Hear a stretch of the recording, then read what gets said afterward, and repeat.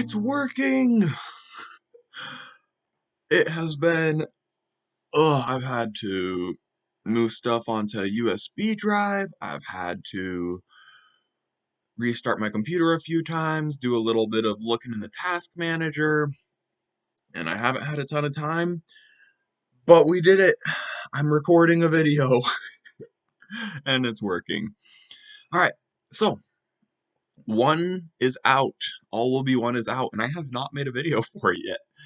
But we have a big mechanic of All Will Be One, which is Proliferate. I was doing some drafting, and I got 3 pack 1, pick 1 Lukas. So I was red, green, oil all the way. I have a lot of cards for that. And so, as I was playing, I noticed how strong Volt Charge is.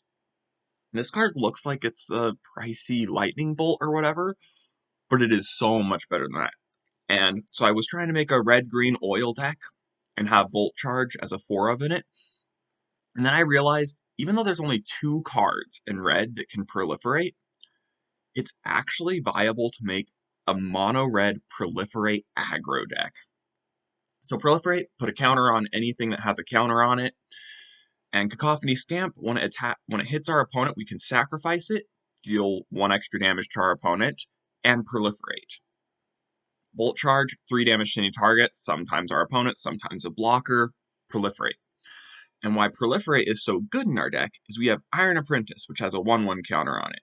We've got Phoenix Chick, which when it comes back from the graveyard, has a 1/1 counter on it. We've got Kamano Faces Kakazan, which can put a 1/1 counter onto something. And Exuberant Fuseling, which has an oil counter on it, which gives it extra damage. So it's all 16 of these cards in our deck. This will more or less double the power of something. Bolt Charge, it's so good. Actually, not double, but it'll increase our damage significantly, permanently. Especially interesting is the fact that Exuberant Fuseling, if you have an oil counter and a +1/+1 counter on it, then Proliferating increases its power by 2. You add 1 of each counter onto it, which is really nice. And so we've got this super low curve. And we've got payoffs for the fact that all our creatures are modified. Ember Keeper, which will give us Wrath Protection. If we get multiple of these on the battlefield, sometimes our opponent wraths us and we're left with like 8 power. We've got Kami's Flare to clear out blockers and deal direct damage to our opponents. And if we do end up going super wide because of Ember Keeper, we've got some Ambitious Assaults in the deck, which is a Burn Bright effect that draws us a card if we have a modified creature. So our plan, play a bunch of tiny guys, make them big, have payoffs for them all being modified, and then I got to the curve. And if you look at this curve, it's awful. So, we've got Experimental Synthesizer, which is the best card you can have in a deck with an awful curve. It is just free card advantage, and Reckless Impulse, very similarly good. If we could do Light Up the Stage, if you're playing this in an older format, that'd be sweet, but Reckless Impulse is good enough. And lastly, where we've got Experimental Synthesizer and Iron Apprentice, and we're an aggro deck that has a pump spell, I wanted to try Gleeful Demolition. Which, the dream is, we're going to be like flooded out, and we will draw an Experimental Synthesizer. We play the Experimental Synthesizer. It flips over a Gleeful Demolition. We destroy the Experimental Synthesizer with Gleeful Demolition, and we draw like a Volt Charge. And that's a Volt Charge and 3 1/1 creatures off that Experimental Synthesizer draw. So all of these cards, plus the Autonomous Furnace and Roadside Reliquary, we're going to be able to keep having a decent amount of gas, despite having almost a mono 1-drop deck. I have not built a sideboard for this. I have been spending most of my work trying to make this video work in the first place, but I'm excited for this deck. Volt Charge is going to be really good, I hope. And so let's get into the games and see how this does. Game number 1. We're playing against Juan Carlos Galindo. And, we've got Iron Apprentice into Gleeful Demolition. So interestingly, this destroys the artifact and creates the tokens, and then all the triggers go on the stack. So if we sacrifice Iron Apprentice to Gleeful Demolition, one of the +1/+1 counters should go onto one of these. This is a fairly good hand. Awkward to have multiple tap lands here, but we can Kamano into Iron Apprentice into Gleeful Demolition, and that should be a fairly fast start off. Not like incredible. We don't actually have too much Proliferate shenanigans going on yet. But Iron Apprentice, with a +1/+1 counter on it, it will pass that on. So doing Kamano into Iron Apprentice is a really nice start off. Yep, we get our 2/2 Iron Apprentice. Hopefully our opponent doesn't immediately kill it. Because if they don't, they can't even stop it. Like, they might be thinking, oh, we can kill it in response to our opponent, to him trying to play a creature. I guess Kamano's going to flip, so they need to kill it now if they want to do anything. Let's hope they're playing Go for the Throat and can't kill an artifact creature. And that's where the tap land really hurt. We could have just played it and immediately sacked it. And now this Gleeful Demolition, dead card in hand. Opponents trying to decide if they want to leave back blockers for Kamano.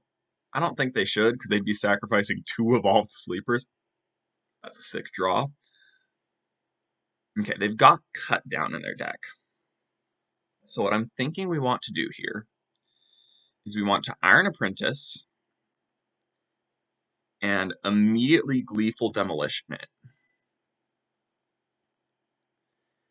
And now we put the +1/+1 counter on Etchings of Kumano to get it out of cut down range. Now that's a little bit risky because our opponent could have other removal, and putting all our eggs in one basket is a little bit bad. But it also gives us +1 damage now. Like, it's decent. Opponent is thinking for some reason. I really don't think you want to block with Evolved Sleeper here. That just grows to be something big. And frankly, I'm not actually putting that much pressure on our opponent. They're down to 16 on turn 3. That's not awful. Although this Kami's Flare will be nice. Reckless Impulse will let us refuel. So we are probably in better shape than our opponent thinks, but they're still probably favored to win this at this point. I'm trying to think of what our best draws are. So Reckless Impulse can hit. So this is another downside to these goblins. They don't really fit with our Proliferate strategy, and that's life gain for the opponent. You never really want to see life gain. Obviously, Evolved Sleepers are held back. Cacophony Scamp is a decent card. So Kami's Flare, you could discard a card to get rid of the Graveyard Trespasser. I'm going to do this pre-combat. We'll see what we hit. Experimental Synthesizer is decent, but we don't really have mana to play anything we hit off of it unless it's a land, so that's a little bit too high rolly for me. So we'll lead with Kumano. Next turn we'll play Experimental Synthesizer. And now we're tapped out. And the reason I want it to be tapped out is I want our opponent to trade Graveyard Trespasser. If they trade Graveyard Trespasser, okay, they might have been scared too because we could have like an Infuriate sort of effect, some sort of pump spell. So I actually wanted to be tapped out so our opponent was less scared to block with the Trespasser. Didn't quite pay off. And that's probably not a strategy you should use in like a tournament or anything where you're expecting your opponents to actually be smart. But sometimes you want to make suboptimal plays in hopes of tricking your opponent into making worse plays. Like, giving your opponent information is usually a bad thing, except sometimes giving them information can be misleading. For example, if you have an Evolving Wilds, usually it's wrong to fetch immediately with Evolving Wilds. That's really annoying that they've got all this life gain. Luckily, it's not life gain anymore. That's an okay card. I'm actually going to lead with the Synthesizer. Hope that I don't hit something bad here. Like, a 3-drop would be awful. Exuberant Fuseling. Perfect. And I'm actually going to play the Scamp and then the Fuseling. And I want to do that now because I want the Scamp to have the counter, because when it dies, it deals damage equal to its power, which is a great combo with Kumano, because now it deals 2 when it dies. And I want the Fuseling on the battlefield in case our opponent blocks and Etching of Kumano ends up pumping it up. our opponent can block here, but even if they kill Etching of Kumano, they can't gain life off of it, because in the graveyard, it is an enchantment, not a creature. So I'm very happy with this trade. Yes, trade me, opponent. Our Exuberant Fuseling pumps up. And now with Exuberant Fuseling on the battlefield, you'll notice this says, this is not whenever one or more creatures. A lot of things in Modern Magic have been phrased that way, where it's like whenever one or more, yada, yada, yada. Dang it. All right. They're going to let us go here. We will draw a card, take some damage from Shieldred. Oh, this is great. Okay. Kumano comes back. We've now got quite a few threats that with Kami's Flare kill Shieldred.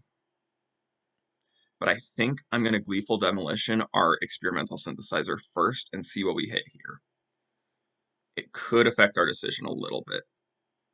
And it pumps up the Fuseling. Okay, Cacophony Scamp. Cacophony Scamp is okay. But I think what's actually more valuable here is just an all-out swing. If they block with Shieldred, we Kami's Flare it. And if a lot of things die, that pumps up our Exuberant Fuseling. They're probably going to use an Evolved Sleeper to kill our Exuberant Fuseling.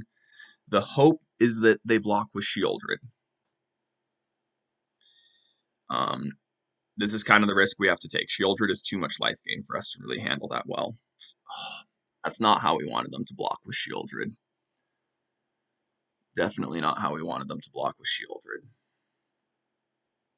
I mean, it was a smart play on the opponent's part.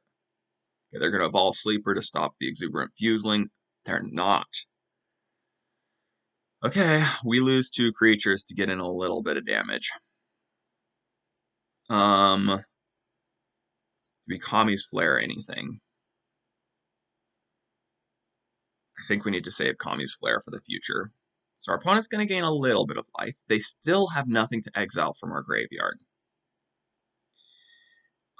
Exuberant Fuseling getting big. Cacophony Scamp we can sacrifice to get our opponent down to 5. Kami's Flare gets them down to 3. They gain 2 life off Shieldred. They'll have 5 life. Exuberant Fuseling will then be swinging for 7. It's already out of cut down range.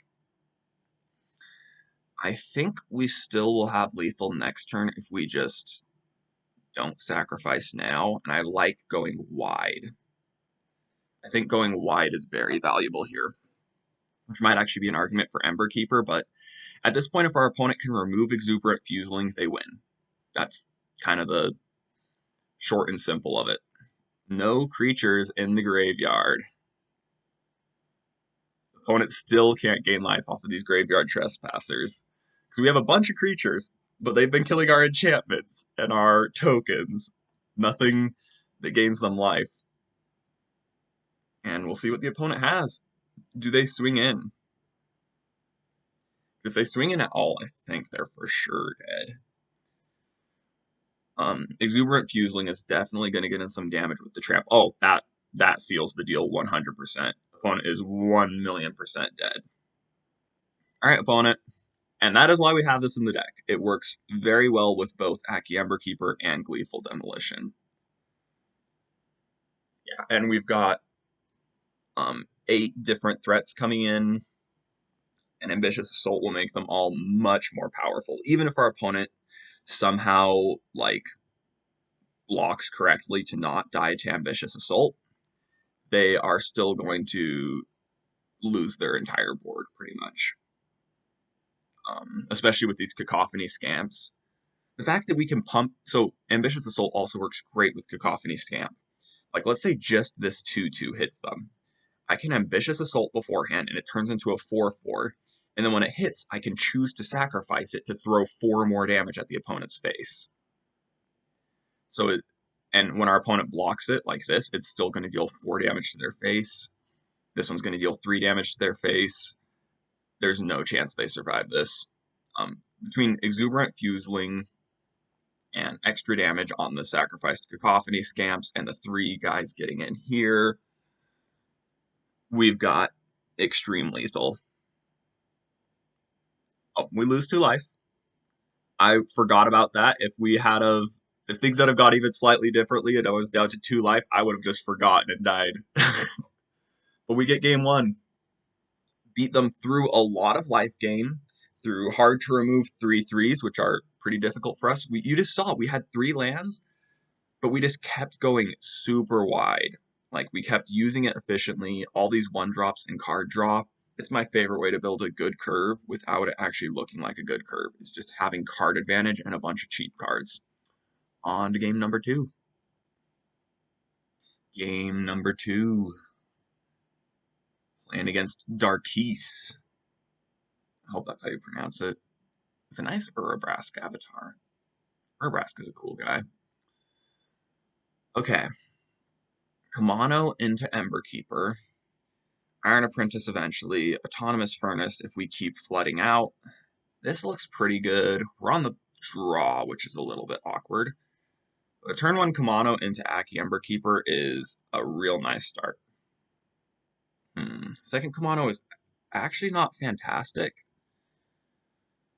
I suppose next turn we could Iron Apprentice and Kumano and then Emberkeeper and still have the +1/+1 counter on it. And our opponent's playing Anvil.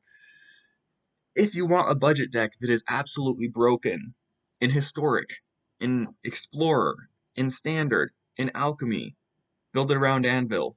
That card is the best uncommon on Arena. That is my personal opinion. The single best uncommon. Our opponent is going to be removal heavy. If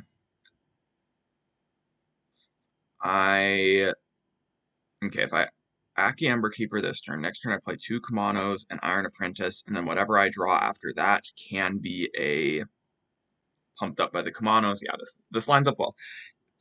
It's a little bit tough with all these Kumanos, making sure that their second lore counter, the second trigger actually affects something. You want to make sure you have a creature the turn after Kumano every time. So timing, that's a little bit awkward, but we're looking good. If opponent swings in with Goldhound, I'm happy to block it. Oh no, I'm not. It has Menace. Card's pretty good for a 1/1. And with Exuberant Fuseling, okay, I'm liking the deck. Exuberant Fuseling gets pumped up. They get all these 1/1s. They start draining us for life. Okay. So Kumano. Do I just bet on flipping something with Reckless Impulse? Yeah. My next 3 draws, within my next 3 draws, I expect to get something good. Our opponent will not want to block Aki Emberkeeper here, even as a double block, because then they'll have no way to get the Anvil, and they'd have to play something from hand and immediately sack it to Anvil. And odds are they don't have just random fodder that they want to sack in their hand. I should play that post-combat. That was a mistake. Same thing with Etching of Kumano. So I'm going to get in. I think our plan here is just to go aggro. Hope that our opponent is... Okay, cut down. Get rid of that. Yeah, as predicted, they did not want to block with anything they had. Kumano again. We'll Iron Apprentice, and we will hope that between Reckless Impulse hitting a 1-drop or our draw step, that we'll be able to use those triggers for the second level of Kumano. And they have cut down in their deck. I think they're also just going to sacrifice when we block to Anvil. That seems pretty likely. So I'm going to do this, and even if it's bad, even if they just let it go through, they do let it go through. We get a 1/1 Spirit from Aki Emberkeeper, and Aki Emberkeeper is now out of range of cut down. So that is no longer a card they can use to get rid of our annoying +1/+1 counter creatures. 2/2 double strike is pretty good, not gonna lie. Okay, we're gonna try and see the most possible cards. Even if we hit a 2-drop, we might hit a land in a 2-drop. That's rough. Okay, we'll Experimental Synthesizer, see what we hit. Please be a 1-drop. We need a 1-drop here. Technically a 1-drop, but Not the kind of one drop we were hoping to see. I did say that was kind of the dream, is flipping a Gleeful Demolition off of an Experimental Synthesizer, so I can't complain that much. But especially with an Amber Keeper down, it would have been really nice to have something with a +1/+1 counter on it. Kami's Flare also would be nice. Phyrexian Dragon Engine likely can unearth itself soon, so I think we're going to be in chump block mode when it comes to that. Just throw a little Goblin in front of it. We lose Kami's Flare, a little bit rough.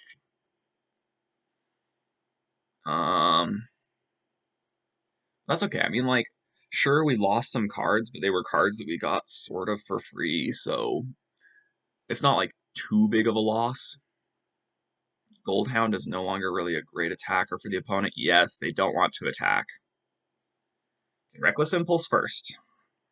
Experimental Synthesizer, you can only play that turn. Reckless Impulse lets you play it for 2 turns. We're just going to do this first. Yeah, it's generally the better play.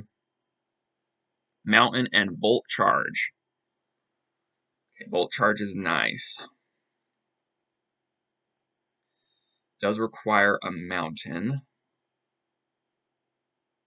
but it makes like Goldhound plus Phyrexian Dragon Engine blocking Amber Keeper and using the first strike, like abusing that first strike, we can annoy. But there is one huge issue with Volt Charge, and that is if our opponent sacrifices to Onical Anvil, we don't get the Proliferate.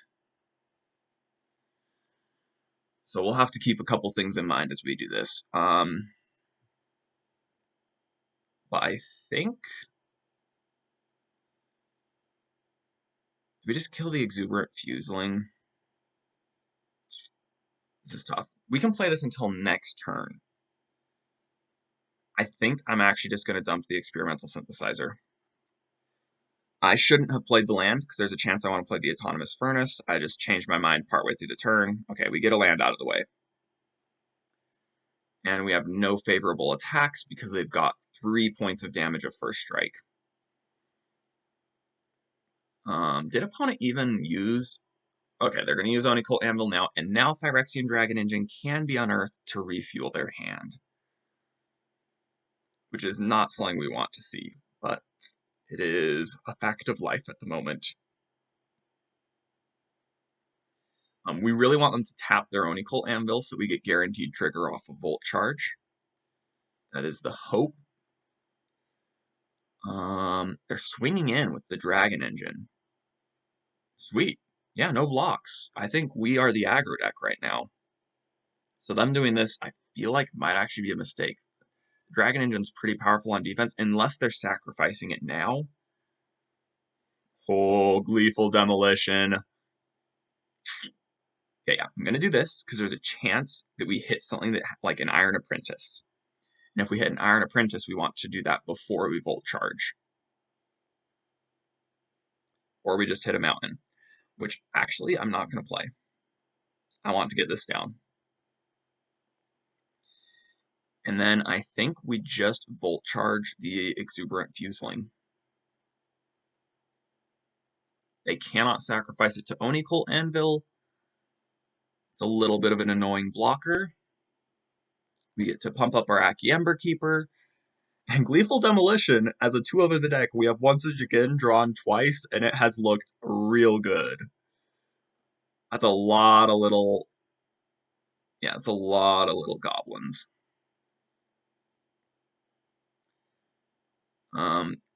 Okay. They kill our Etching of Kumano. And Onical Anvil, if you're going to play this deck, remember, it does not trigger on your turn, on the opponent's turn. So I think we've got him here. Like, if they swing in with the Dragon Engine, we can literally just, like, we can chump block it with a 1/1 just to be completely safe. Oh, are they going to do that? Okay, they should have swung with the Phyrexian. No, they shouldn't have, because they get to unearth it and then swing with it anyways. Okay, so they unearth their Dragon Engine. They get 3 new cards. Those cards save them. We're not even going to block. We want to get every point of damage we can this turn. which is 1, 2, 3, 4, 5, 6, 7, 8, 9. So we just need a little bit more. Any sort of threat, we're going to crack the Autonomous Furnace. Voltage, Volt Charge wins us another land. And out of a small amount of respect for our opponent, I'm going to leave back one blocker. I'll leave back the red blocker. I don't know if red or colorless will really matter that much, but I maybe should have even left back two blockers because we've got so guaranteed of lethal. But I mean, like, it doesn't change our clock at all to leave behind one blocker, so there's no reason not to. And my worry was actually something like a blood token, get back a Phyrexian Dragon Engine, have removal, swing in, something crazy like that. Golgari Anvil is also drain. Whenever you attack, each opponent loses X life and you gain X life, where X is the number of attacking creatures. I think our opponent is dead. They do not have enough blockers to block everything. And we swing in. They block 3 and they take exactly 4. So it was correct to leave exactly behind. Oh, wait, no, they take 6. Yeah, I don't know what I'm thinking. Yeah. I messed up my math multiple times there, but we got him. And we're doing pretty good in gold tier 4. Don't think this is a... Yeah, that was actually a kind of back and forth match. There was good decision making. But yeah, don't take this too seriously because it is gold tier 4, but I think I was trying to do like an oily mid-range deck. I was trying to do an oily aggro deck. Mono red aggro as a like weird proliferate deck with Volt Charge has been the strongest out of those. And like Volt Charge, it didn't look like it did much here, but 3 damage to remove the card that I was most worried about. Actually, well, yeah, to remove the card that I was most worried about blocking me and getting a +1/+1 counter. That's a total of 4 extra damage over time, maybe even more. So I think it's better than your average lightning bolt. All right, on to game number 3. Game number 3 versus GM Davis 85. Whom to this? And we've got the one-lander Dream. This is a one-lander that if we've got Volt Charge, we've got a bunch of counters. If we draw a land on turn 2, Kamano into Aki Ember Keeper, and let's say another land, Fusling Apprentice, Volt Charge will be +7 damage. Let's do it. 1 land and a Dream. And Kamano Faces Kakasan is not something to scoff at. Now, the big question here is, do I maximize my Proliferate potential and put the counter on Exuberant Fusling? Or do I do Iron Apprentice, hope my opponent doesn't have removal, which they are red, green, white, and then eventually be able to use it to put the counters on an Exuberant Fusling? I think actually I'm going to maximize Proliferate potential because our opponent is going to be big creatures. So getting a single creature that is huge by a double proliferating, like Proliferate double affecting it, I think is our best plan. Yeah, that's probably best. Opponent's looking at it though. They may have had the removal this whole time, in which case it didn't really matter which route we went. Next turn I'm going to Kamano if I don't draw a land, and then I'll do an Exuberant Fusling again.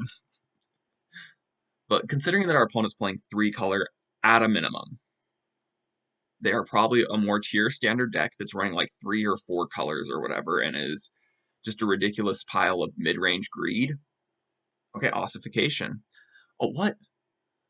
Okay, they're running Triomes and Ossification. That is a decision that I have seen pay off way more than I think it should. Ossification can only affect basic lands, and you should not be running that many basic lands in a 3-color deck. So maybe they're just like Gruul or Selesnya, and they're just using this as a 2-color land that can cycle. That's a potential thing that could be happening here. Or they're doing ramp. Okay, if they're doing ramp, they're going to be finding basic lands, and they are. They're playing Ossification in a 4-color, maybe even 5-color deck. Oh, that hurts. That hurts my brain. Like, even if you're a ramp deck, if you're playing 4 colors, you shouldn't. Like, you shouldn't be trying to ramp in that color of a deck, because you shouldn't have that many basic lands in your deck. Oh, wow. Yeah, that's a decision. And watch, they're just going to rip another Ossification. It's a 4 of in their deck. 4 Ossification, 4 Leyline Bindings. Best combo. Oh, gosh. Okay, they've got blue up now. Oh, that does mean they're 5-color. For sure. And there's a chance they have something like Eiganjo that can only stop swinging creatures. So I'm going to give my opponent some information. But the value of this is now if they kill Exuberant Fuseling with Eiganjo, I get a 1/1 spirit. I don't think there's no way they're playing Eiganjo. They're playing a bunch of dual lands and basic lands. They don't have space for, okay, but it gave me information. Now I know that they're running Obscura Interceptor. They're going to return the Ember Keeper to my hand. Trying to think of what's the best way to swing out here. I want to be able to block Obscura Interceptor.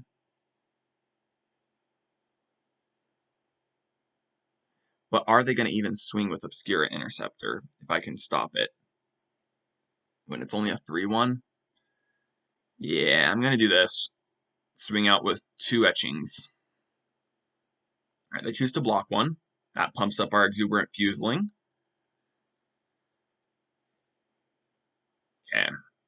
Let's see. What other things do we want to do soon? So Ambitious Assault, not looking super great, but it still could be surprise lethal if we have like 3 creatures on the battlefield. That's a burn for 6, draw a card. Volt Charge. Okay, what are they ramping into in this 5-color deck? I guess whatever they want. They're playing all 5 colors. Just name a big card, they've probably got it. Okay, because of this Ambitious Assault, I'm going to hope that I top deck a land. And as well, Cacophony Scamp proliferating is really powerful right now. So I'm just going to run out 2 1/1s. There's no way our opponent ramps right now. Yeah. Iron Apprentice, Cacophony Scamp. And if our opponent has a Herd Migration in hand, which they may have, considering they chucked one already. 1, 2, 3, 4, 5, 6, 7. Okay, it's a tap land, so they can't Herd Migration yet, but if they do, that's 15 power on the battlefield, and we cry. Swinging in with a Topiary Stomper, no surprise. We could have blocked with Cacophony Scamp and made Exuberant Fuseling huge, which I may have done if they tapped out. Oh boy, Sanctuary Warden. That is a tough card to deal with. Alright. Let's see how our opponent blocks here. Okay, Volt Charge. How do shield counters and trample interact? I don't actually know. Okay, but Volt Charge can make Exuberant Fuseling hit for 5 damage, which means we might be able to surprise kill Sanctuary Warden and the 1/1 token and the Topiary Stomper. Oh wait, no, I need to use Volt Charge to remove the shield counter from Sanctuary Warden. Ambitious Assault might actually be the play here if they don't block Fuseling with Sanctuary Warden. That'll remove a lot of stuff, but there's a good chance they do block the Fuseling with the Sanctuary Warden, which is the Nightmare scenario. I think we just have to swing out and hope our opponent makes a bad block. They make a good block. Was that it? That's risky, opponent. Okay, yeah, that's more correct. Okay, if I Ambitious Assault, I draw a card, I hit my opponent for 4, my Cacophony Scamp will then hit something for 3, That's not really enough. I think we've just got to Volt Charge the Sanctuary Warden. Okay, we'll Volt Charge the Sanctuary Warden. Our opponent is an early good gamer. Okay, all of those die. You deal damage to that. Oh, I wish I could stack my triggers in the order I want. No! No! Oh, wait, no, wait. That's okay. That's totally fine. So I couldn't. I was worried for a second that I couldn't proliferate, but I wasn't proliferating anyways. Cacophony Scamp only proliferates when you sacrifice it after dealing damage to an opponent. Okay, Titan of Industry. Okay, what are our outs here? Oh, that's an enchantment. Okay, now it's good game. And we drew another Ambitious Assault. Sanctuary Warden having 2 counters on it. Maybe I shouldn't have swung out, but... Yeah, maybe I shouldn't have swung out. I should have left stuff out on defense. No, but then our opponent draws Titan of Industry. Yeah, we were dead. On to game 4.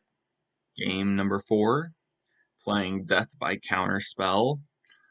That's a name you love to see.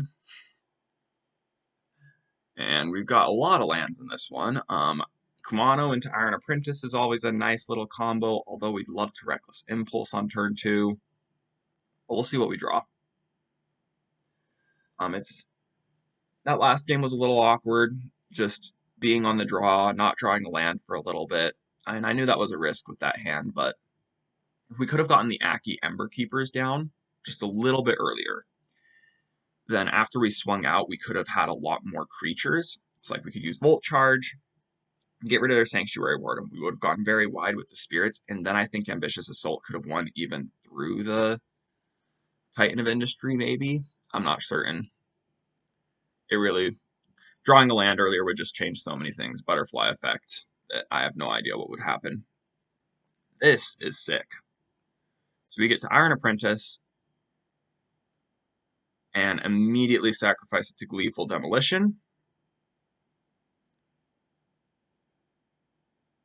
And it works so nicely that you choose the target after Gleeful Demolition resolves, so we do end up with all of those creatures. And we're swinging in with 7 power on turn 3. That's a lot of power to dump out so quickly. And in fact, we could Ambitious Assault if we wanted to. Just maximize our damage. We'll see what our opponent does. Okay, if they're going to kill that, we can Ambitious Assault to deal 10 damage to our opponent here. And draw a card. Is it going to get much better than that? They're playing 1-for-1 removal, which means I don't think they're working towards a Wrath.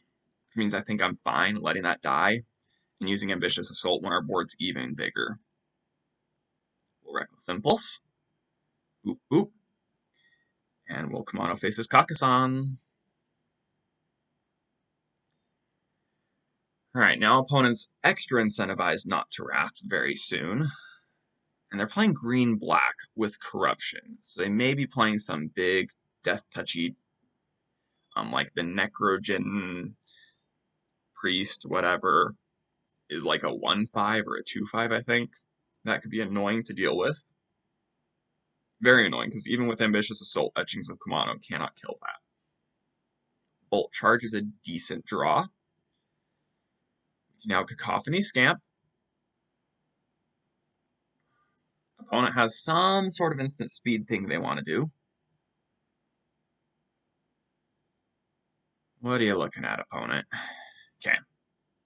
And the reason I played this before combat this time, and I'm going to do this now, they shouldn't have removal at this point. I want to draw the card. Ambitious Assault should be pretty good here. It would be nice if they were killing that creature, because then we'd be pinging our opponent for 4 damage, and that would literally be lethal right there. This was fair enough. So now, if they Wrath the board, we have Volt Charge plus Hasty Kumano. If they don't Wrath the board, we've got 4 attackers plus Volt Charge, which should kill them. I don't think they have any way out of this. Mirix. Bloated Contaminator. That'll block one thing. Oh, we have direct damage lethal. Our opponent has to gain life here. Kumano. Oh, and one funny thing, I forgot to mention this in the deck tech, but theoretically, if we had Kumano on 2, we can use Volt Charge to immediately flip it and have a surprise attacker. And that's the game. Is opponent going to salty rope us? That is the big question. I'm sure they had like some cool, clever thing they thought they might be able to do to be able to stop us that turn, but just 4 direct damage in hand. Sorry, opponent. All right, and we're doing pretty good. Let's go to game 5. Alrighty. Oh, yikes. Oops, oops, oops, oops, oops. No, don't open that computer. No. Stop computer. Oh, and the game's crashing. MTGA has stopped working. What's going on? Oh, wait, it's working. No, cancel, cancel, cancel, cancel. Don't do that, computer. Okay. We're back. Sorry.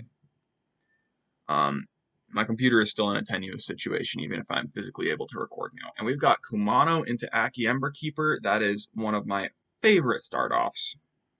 Because even if our opponent has a removal spell for Aki Emberkeeper, we still get a 1-1 out of the deal. So our opponent's wasting time trying to kill our 3-2, and then the next turn we swing in for 3 damage. Like, it just lines up so nicely. We've got Phoenix Chick for haste. We've got Kami's Flare to remove any potential blockers, which against mono white, I'd expect our opponent might have. Oh, that's true. They are playing exile-based removal, though, if they're white. Mono flips. And we're going to go all out here. We're just going to start dropping stuff on the battlefield. Swing in. Hope that our opponent is playing creatures, because Kami's Flare is our answer. I mean, Kami's Flare can even answer the Wanderer, potentially, if they play that. Okay, Wedding Announcement. Sick. And Aki Emberkeeper. I actually think this is the better play. Because then if our opponent blocks Iron Apprentice, they kill it, and we get a +1/+1 counter, and a Spirit. And then if they Wrath, we still get a Spirit. So I think we just do this for now. And then if our opponent, like, doesn't do much, yeah, alright, give us the stuff. Free stuff from the opponent, thank you. We get a +1/+1 counter, we get a Spirit, and now if they play a blocker, we can Kami's Flare it out of the way. They may be holding up the Wandering Emperor here. Okay, oh, Steel Seraph. Yeah, that's not going to help you much here. Oh, Late on Arms. That is going to help them much here. Dang, and now we don't have a modified creature or anything to proliferate with Volt Charge. So yeah, there's no value to Kami's Flare or Volt Charge over the other right now. However, Kami's Flare is a bit more reach in the end game. But I want to play Kumano now. So yeah, we're going to Kumano. Kami's Flare the opponent. Maybe I should have put the counter someplace that I was more okay with my opponent exiling, like onto the Spirit. Oh, I guess I wasn't allowed to target the Spirit yet. It's like, I'm not sure what was the perfect play there, but that was a little rough, just losing everything at once like that. Okay, AO comes down. Synthesizer, that's always a decent draw. Unless it draws you into something bad, like a mountain. Okay. So I can Volt Charge the opponent in the face, flipping Kumano, and swing in and get 1 damage in. That'll get our opponent down to 4. That is not a very appealing option. I think I just wait until next turn where I can crack the Synthesizer, go a little bit wider. Maybe I could have attacked with Phoenix Chick, eventually get it back in with a +1/+1 counter, and then Volt Charge to pump it up further. Like, just getting it back with a +1/+1 counter is kind of a weird upgrade in the future. Oh, they're swinging in a little bit. Ooh, we like to see that. No blocks. Pass to damage. Okay, we've got 3 direct damage in hand. They've got Sanctuary Warden. card. That's such a good card. Okay, my turn. Reckless Impulse or Crack Synthesizer. I think Crack Synthesizer is better. No, we're going to Crack Synthesizer when we have a land. We're going to let our opponent keep hitting us just for a bit longer. We're going to Impulse again, hoping to hit a land here. There's a land. Land for Fuseling. Now, Fuseling is definitely a good reason to get in with Phoenix Chick. Next turn, we can swing in with everything.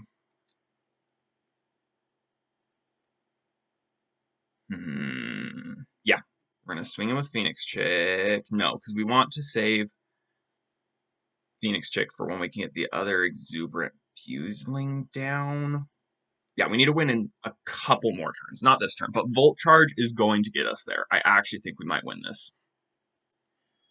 If our opponent doesn't have like a Wrath or some crazy thing. Oh, they can kill us very soon if they swing with the Sanctuary Warden. Okay, they're threatening us with lethal. We need to do something here.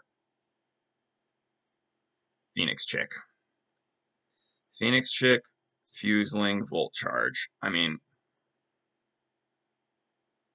we're not going to win. We're just a little short because I didn't think about the fact they can kill us now. We have no way to prevent them from hitting us for 12 damage in the sky. Even if we crack Experimental Synthesizer, best case is we draw nothing useful. So, we hope our opponent misblocks here. How can they possibly misblock in a way that we win the game? I have no idea. Yeah, I think I should have just swung earlier with the Phoenix Chick. That would deal 1 more damage here. So if we, no, it would deal 2 more damage here. So if we lose by 2 damage, it's my fault. We'd be dealing 2 more damage, yeah. Because we'd have a Phoenix Chick with a +1/+1 counter on it instead of 2 1/1s, which means Volt Charge will pump it up. And Exuberant Fuseling would be dealing 1 more damage. Okay, what's the verdict, opponent?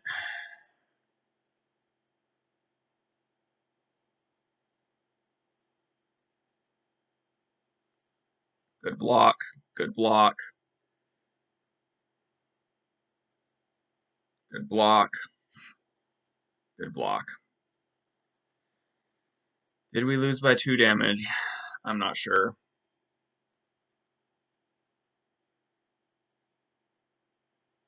Submit 2. Now let's figure out how Trample interacts with shield counters. Okay, it does prevent all the damage. And we lost by 3, so it did not matter. We get a big Fuseling. A nice, chonky Fuseling.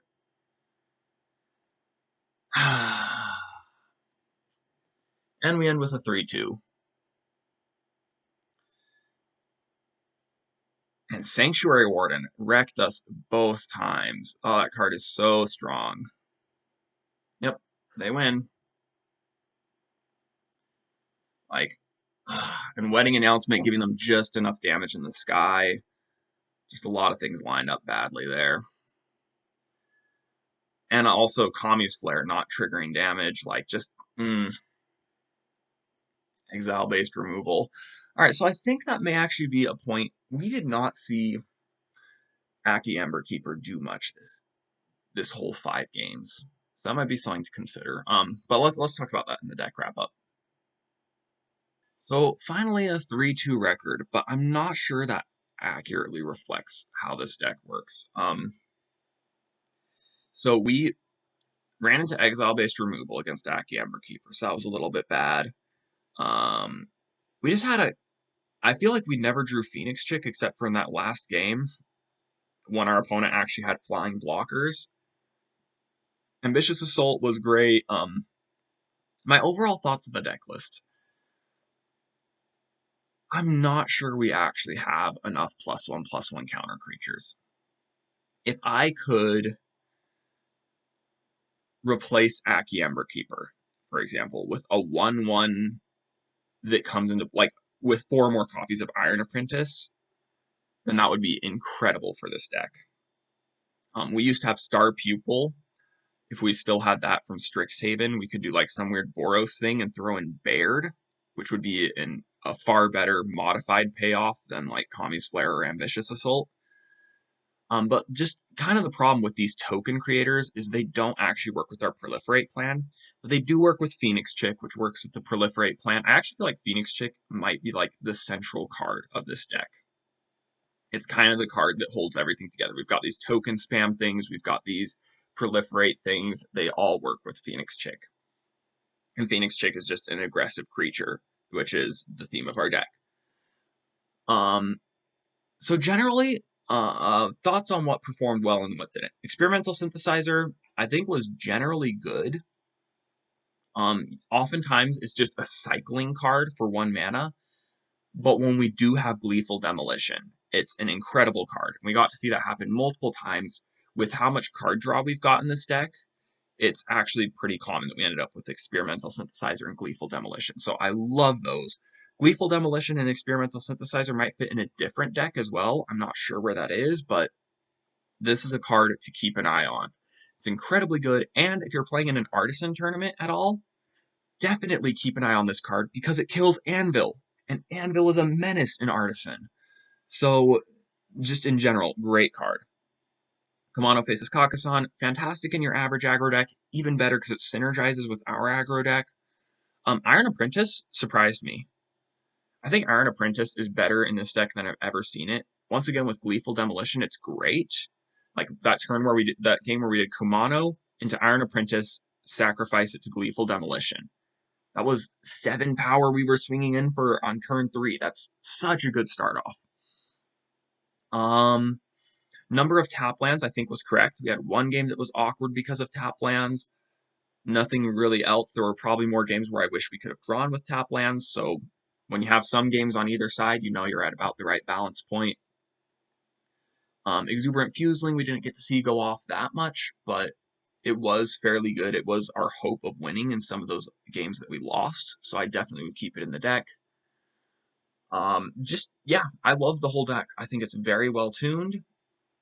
It took me forever to come to this deck list. Adding Ambitious Assault was probably the most recent addition, and we saw it through those games be pretty good. Like, quite a few times I was like, that last game, if we drew Ambitious Assault, we could have done some serious damage, I think. Could we have killed? No, we still would have lost. So I think having 2 copies in the deck is just about right. It really works well with the token plan. And I'm happy with the deck. I think it's worth playing. I think it's better than a 3-2. I think it would be a 3-2 in Platinum rather than a 3-2 in Gold. So if you are a fan of aggro, if you've been drafting All Will Be One, you probably have most of these cards. I suggest you try it out.